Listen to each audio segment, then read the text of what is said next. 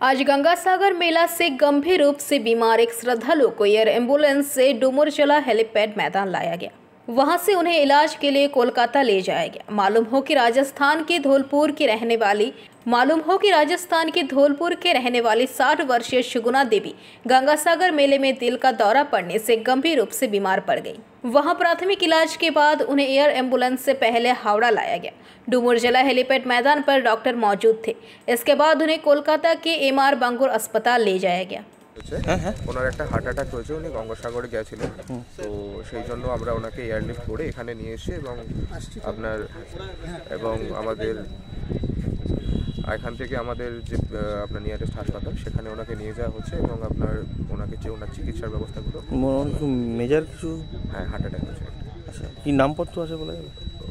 আমি পেশেন্টের নাম ডিসক্লোজ করছি না এখন। আচ্ছা, পেশেন্ট পার্টিকুলার ডিসক্লোজ করছে না। এটুকু যে আপনার পেশেন্টের হার্ট অ্যাটাক ছিল, পেশেন্ট ভর্তি ওখানে আমাদের যে টেম্পোরারি হাসপাতাল আছে সেই টেম্পোরারি হাসপাতালে ভর্তি হয়।